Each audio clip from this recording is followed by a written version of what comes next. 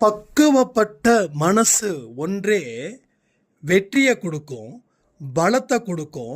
அந்த பலமே வாழ்வாக மாறும்.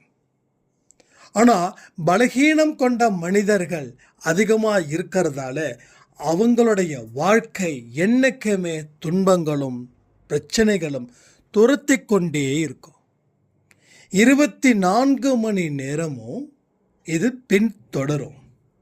இதன் மூலமாக பதட்டத்தை தான் நாம் பார்க்க முடியும் நம்ம வாழ்க்கையில்.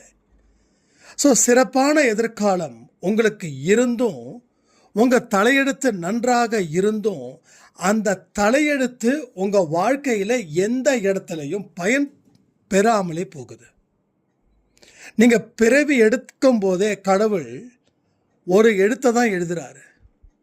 அந்த எழுத்து உங்கள் வாழ்க்கையில் நல்லதாக மாறணும்னா நீங்கள் எந்தெந்த விஷயங்களை செய்யணுமோ அதை மட்டும்தான் செய்யணும். இல்லை அப்படின்னா உங்கள் தலையெழுத்து பிரச்சனை இல்லை, உங்களுடைய வாழ்க்கையில் நீங்கள் எடுக்கக்கூடிய முடிவுகள் தான் உங்கள் தலையெழுத்தையே மாற்றி அமைக்குது.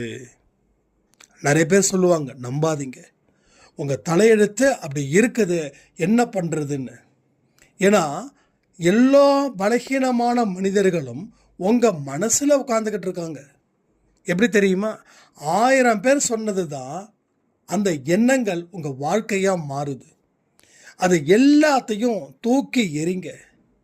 குப்பையில் இருக்க வேண்டியது குப்பையிலே இருக்கட்டும், வீட்டுக்குள்ளே இருக்க வேண்டியது வீட்டிலே இருக்கட்டும். மாற்றி வைக்க முயற்சி பண்ணாதீங்க. நீங்கள் பண்ணிட்டீங்கன்னா வாழ்க்கையில் எதையுமே பெற முடியாமல் போகும். அன்பேசாய் குடும்பம் எங்கே இருக்குது அப்படின்னு கேட்கக்கூடியவங்களுக்கு, ஒவ்வொரு மனுஷனுடைய இதயத்திலும் அன்பேசாய் குடும்பம் இருக்குது. இதுக்கு தனிப்பட்ட இடம் இல்லை. ஏன்னா பகவத்கீதையில் சொன்னது தான், கடவுள் சொன்னது தான், தூணிலும் துரும்பிலும் இருப்பேன். ஆனால் எங்கள் அன்பேசாய் குடும்பத்தில் அன்பேசாய் சாயப்பா எங்கே இருக்காருன்னா உங்களுடைய இதயத்தில் இருக்கிறாரு. உங்கள் இதயத்தில் அந்த பயத்தை தூக்கி எறிங்க, இதயத்தில் இருக்கக்கூடிய அழுக்குகளை தூக்கி எறிங்க, இதயத்தில் இருக்கக்கூடிய ஓட்டைகளை சரி பண்ண முயற்சிகள் செய்யுங்க. உங்கள் வாழ்க்கை இன்னும் சிறப்பாகவே இருக்கும். இங்கே இருக்கக்கூடிய பிரார்த்தனைகள், இங்கே அந்த பயிற்சிகள் எல்லாத்தையும் முழு மனதுடன் செய்தால் உங்கள் வாழ்க்கை பக்குவப்பட்டதை நோக்கி போகும். அப்போ நீங்கள் கடவுளை வழிபாடு செய்யும் போதும் பிரார்த்தனை செய்யும் போதும் 100% பலன் கிடைக்கும்.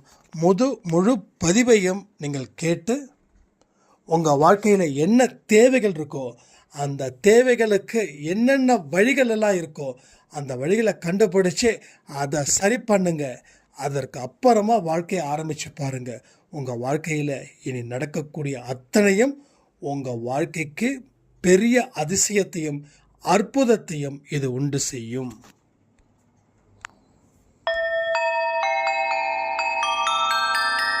ஓம் சாயிரா சாயிரா, ஓம் சாயிரா சாயிரா, ஓம் சாயிரா சாயிரா, அன்பே சாயிரா, பேரன்பே சாயிரா, அகிலம் தளிக்க ஆத்மா விழிக்க அனுதினம் சாயிரா, எங்கள் அன்பே சாயிரா.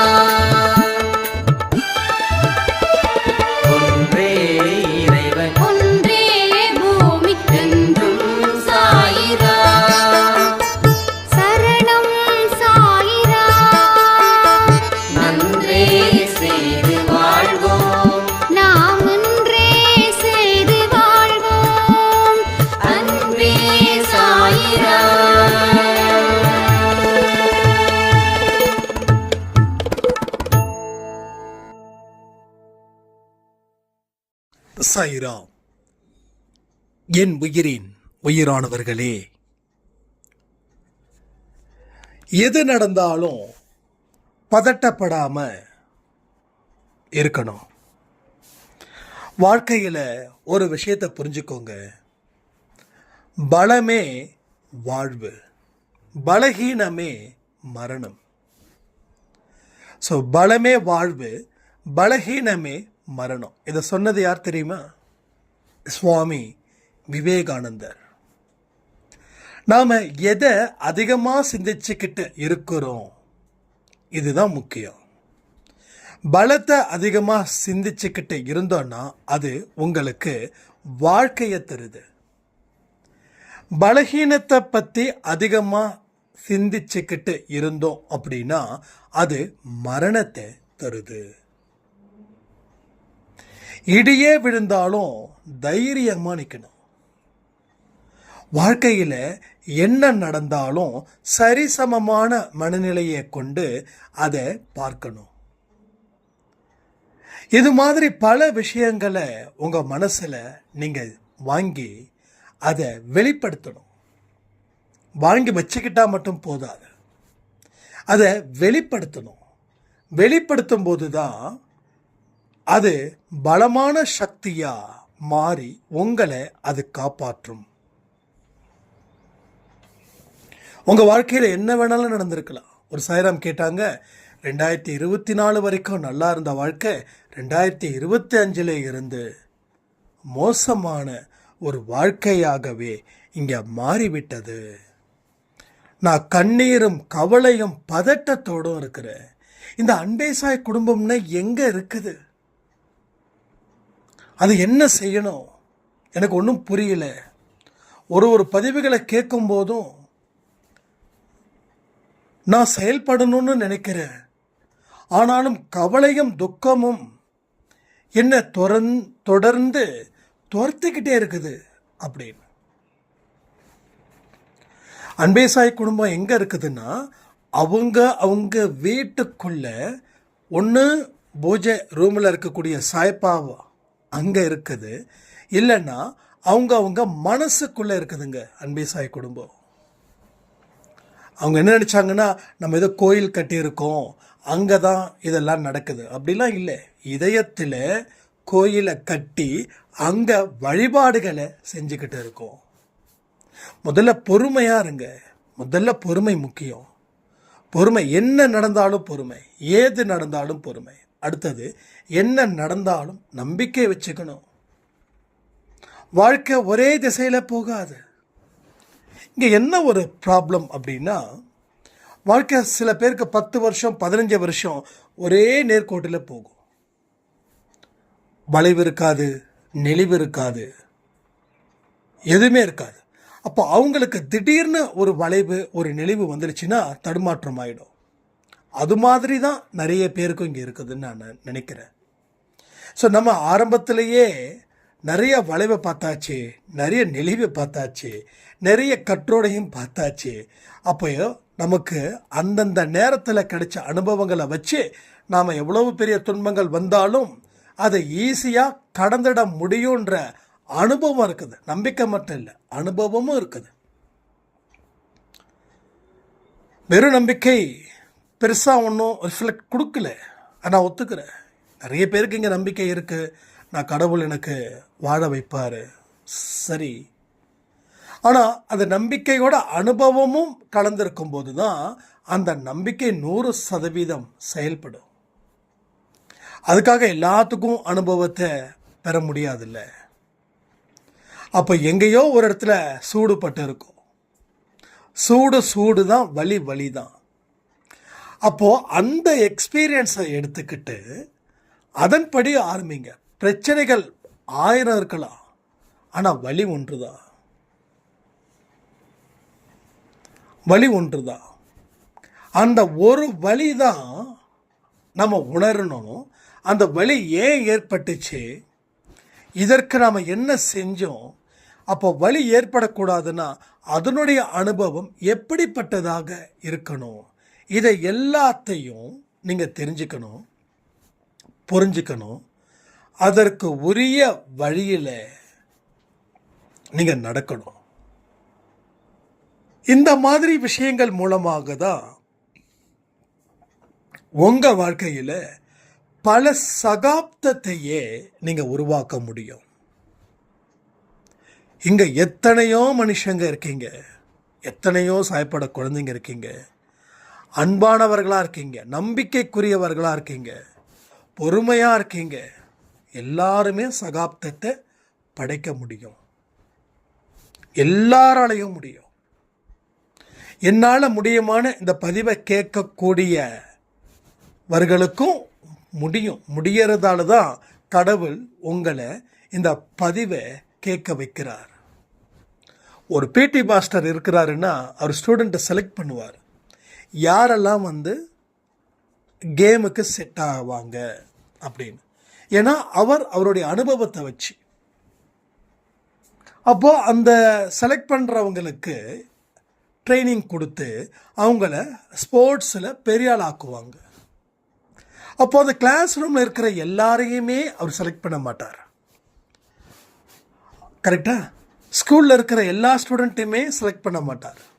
அவருக்கு தெரியும் இவன் எந்த அளவுக்கு ஓடுவான், இவன் எந்த அளவுக்கு வெயிட்டை தூக்குவான், இவனுடைய ஃபிசிக்கல் ஃபிட்னஸ் எப்படி இருக்குது அண்டு மென்டல் ஃபிட்னஸ் எப்படி இருக்குது, இதை எல்லாத்தையும் அவர் கணிப்பார். அப்போ அவர் ஸ்டூடெண்ட் கிட்ட அவர் அந்த திறமையை இருக்குதான்றதை செக் பண்ணுறார். செக் பண்ணதால தான் எடுத்தாங்க. அப்போது பிடி மாஸ்டர் மேலே தப்பு கிடையாது. அவரோட அனுபவத்தை வச்சு அந்த ஸ்டூடெண்ட்டை செலக்ட் பண்ணார்.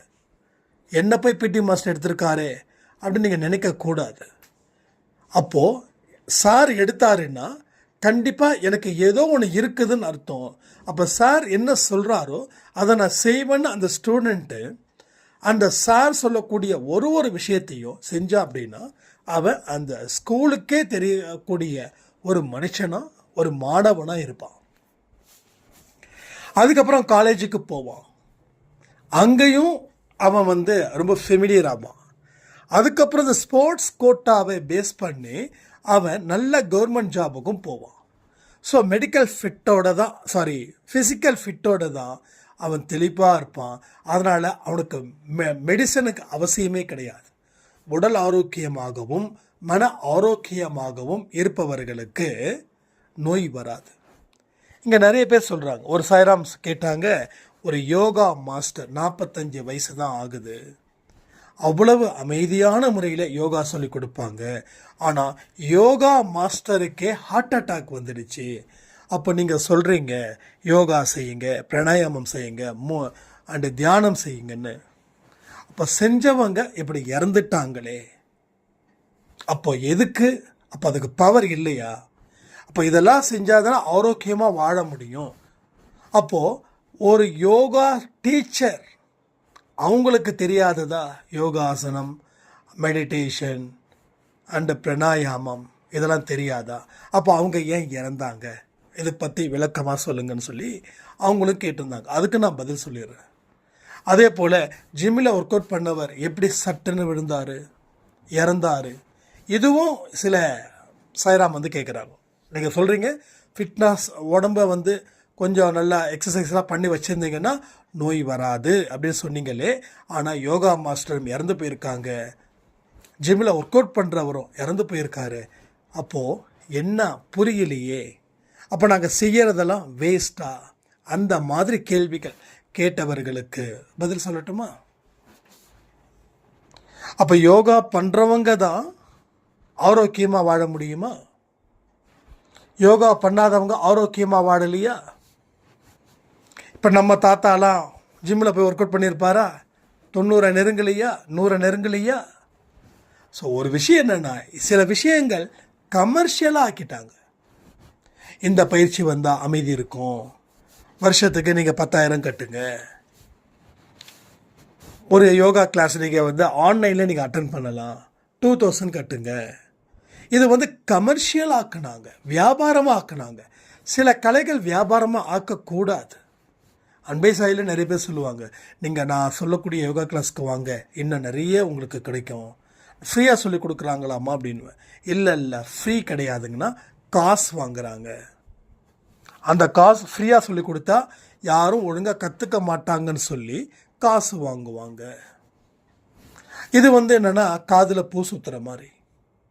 ஏதாவது ஒரு விஷயம், ஏன்னா கலைகளை விற்கக்கூடாதுன்றது அந்த கலையோட ரகசியம், புரியுதுங்களா?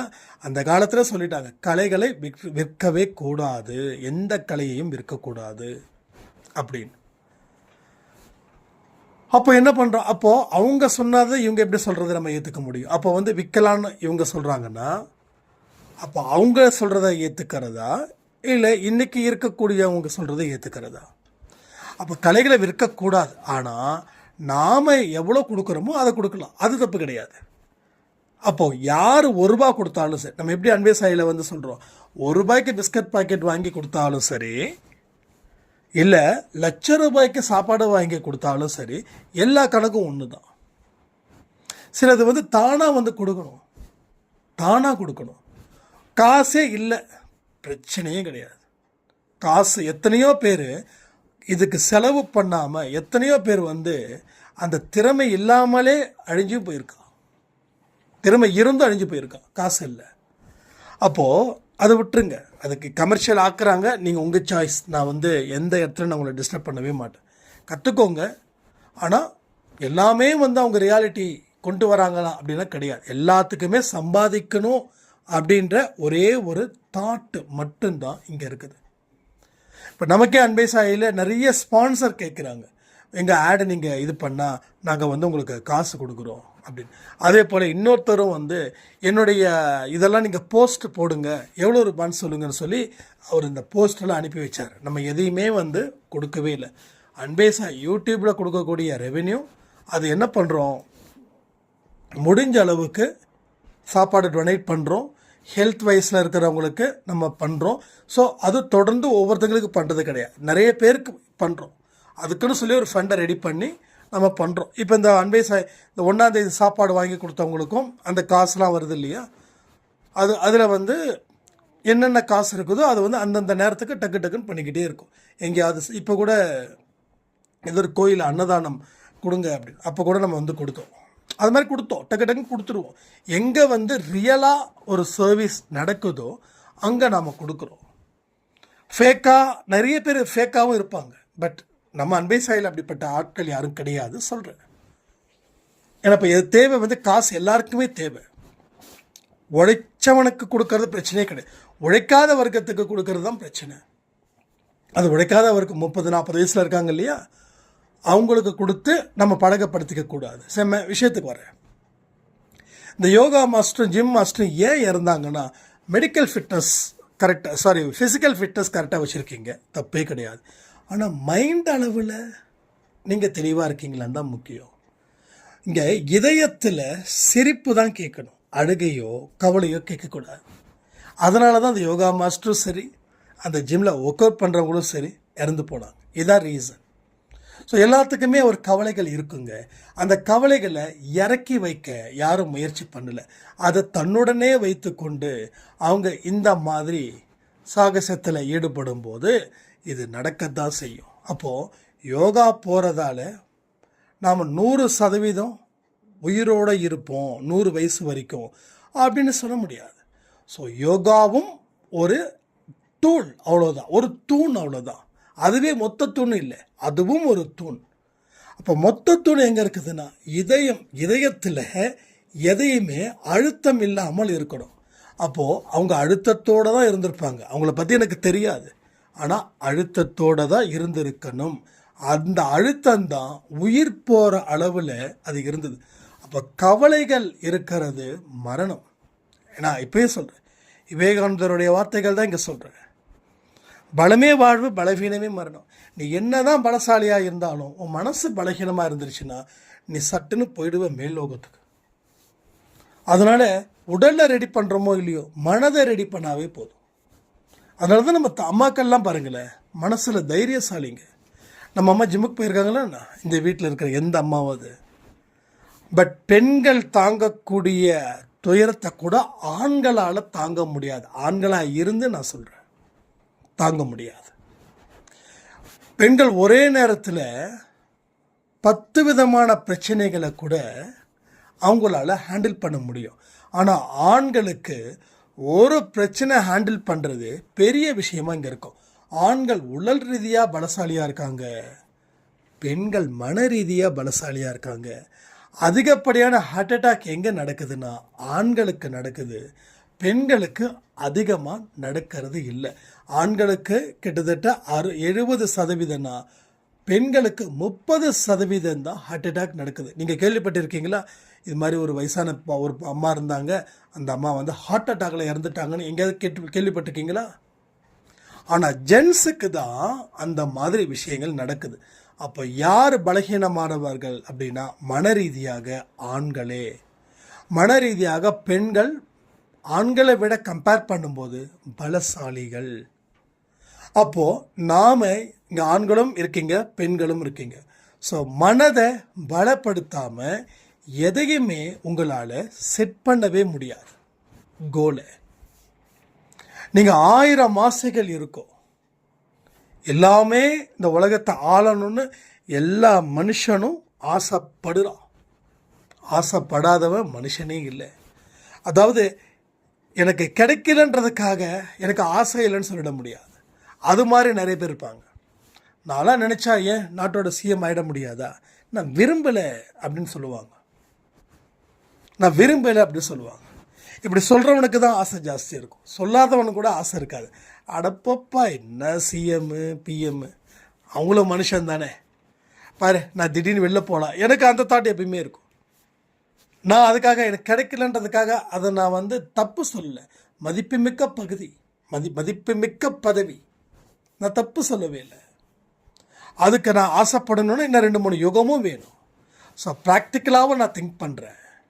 அதே நேரத்தில் அவங்க அந்த அளவுக்கு ஃபெமிலியராக இருந்தாங்க அப்படின்னா அவங்களால ஒரு வடை பஜ்ஜி கூட சாப்பிட முடியாது. நேற்று ரொம்ப பசி. நேற்று எனக்கு ஒரு சாய்ராம் ஆடியோ அனுப்பியிருந்தாங்க. எனக்கு நான் எந்த பக்கம் ஃபேஸை வச்சுக்கிறேன்னு தெரில. நம்ம சுதாகர் சாய்ராம் என்ன சொல்லியிருந்தாங்க, அவர் கோயம்புத்தூரில் இருக்காங்க. அவங்க சொன்னாங்க 9 கட்டளை இல்லை 8 கட்டளையும் நான் ஃபாலோ பண்ணுறேன், ஆனால் அந்த ஒரு கட்டளை மட்டும் ஃபாலோ பண்ண முடியல சாய்ராம். டீ குடிச்சிட்டேன் சாய்ராம், வடை சாப்பிட்டேன் சாய்ராம் அப்படின்னு. நான் அதை இப்போ தாங்க நான் குடிச்சிட்டு வந்தேன், டீயும் வடையும் சாப்பிட்டு வந்துட்டேன் அப்படின்னு.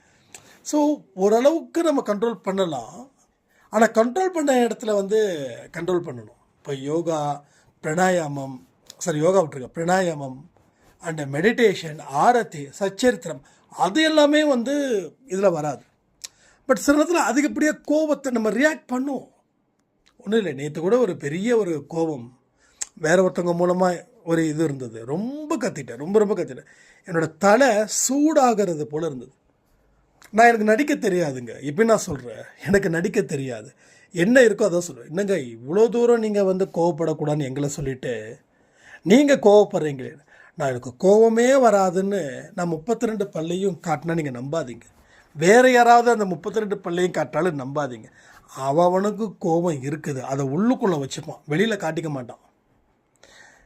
ஓகேங்களா? எனக்கு அந்த கோபம் இருந்தது, தலையெல்லாம் சூடாக இருந்தது. சீரியஸாக சொல்கிறேன், ஒரு கிட்டத்தட்ட 2 மணி நேரம் அவ்வளோ ஆர்குமெண்ட் போயிட்டு இருந்தது.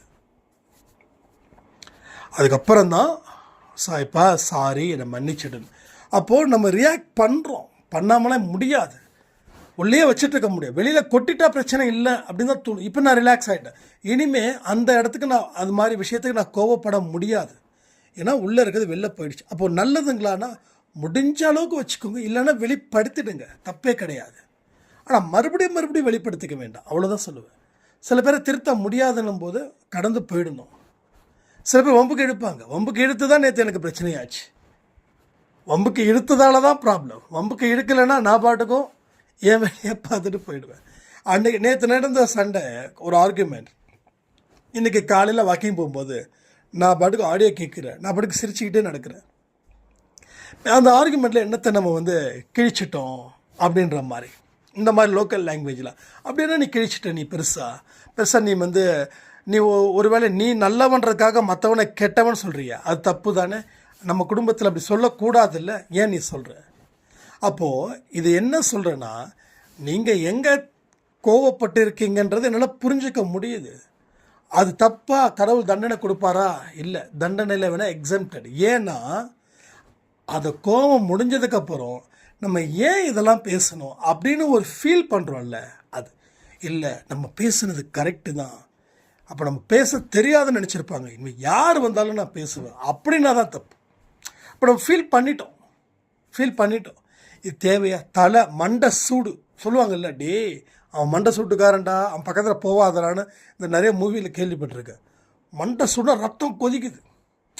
அந்த ரத்தம் கொதிச்சுன்னா என்ன ஆகும்? ஹார்ட் அட்டாக் வந்துடும். இப்போல்லாம் சொல்கிறேனே 25 இயர்ஸ்லேயே ஹார்ட் அட்டாக் வருது பசங்களுக்கு, பொண்ணுங்களுக்கும். ஏன்னா ஸ்ட்ரெஸ்ஸு, பயங்கர ஸ்ட்ரெஸ்ஃபுல்லான லைஃப்பில் வாழ்ந்துக்கிட்டே இருந்தால் அதுதான் ஆகும். அப்போ எல்லாத்துக்குமே காரணம் மனசு பலகீனப்படும் போது நம்ம வாழ்க்கையில் நிறைய உதறல்கள், கை கால்லாம் உதறுது, நிறைய பதட்டம். நீங்கள் ஒரு மாய உலகத்தில் வாழ்ந்துக்கிட்டு இருக்கீங்க. அடுத்த நிமிஷம் என்ன நடந்துருமோ, ஏது நடந்துருமோ, மாட்டிப்போமோ, பெரிய பிரச்சனைகளை நம்ம ஃபேஸ் பண்ணணுமோ, அப்படி இப்படின்னு சொல்லி ஏகப்பட்ட விஷயங்களை நாம் நினச்சி பயந்து வாழ்ந்துக்கிட்டே இருக்கோம். ஸோ இது எல்லாத்தையும் மாற்ற முயற்சிகள் செய்யும்போது தான் உங்கள் வாழ்க்கையில் ஒரு நிரந்தரமான அமைதி உங்களுக்கு ஏற்படும். மனதை அமைதியாக்குங்கள், மனதை பக்குவப்படுத்துங்கள். இதை ரெண்டும் செய்யலைன்னா கடவுளுடைய வழிபாடுகள் கூட வீணாக்கப்படும்.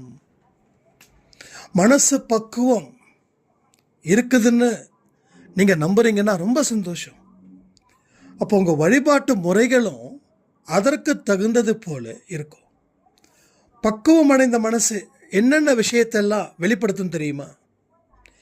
எவ்வளவு தான் உங்களை 1000 பேர் உங்கள் மனதை காயப்படுத்தினாலும் நீங்கள் அப்படியே ஒரு பெரிய வீரன் போல் நிற்பீங்க. உங்கள் புன்னகையில் எந்த இடத்துலையும் எந்த குறையும் இருக்காது. அப்போது இதுதான் மனப்பக்குவம் அப்படின்றது.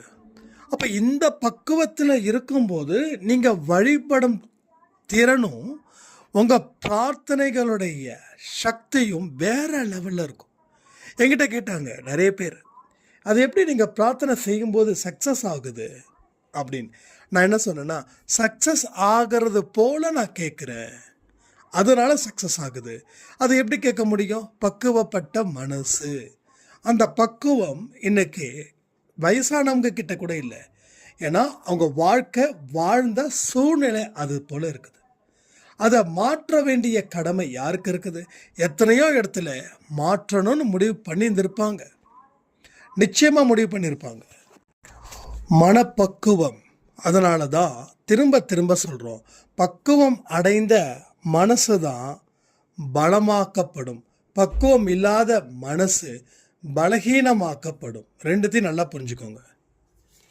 இந்த புரிதல் உங்ககிட்ட இருக்கிற வரைக்கும் உங்கள் வாழ்க்கையில் எந்த பிரச்சனைகள் வந்தாலும் அதை நீங்கள் அழகாக சமாளிக்க முடியும்.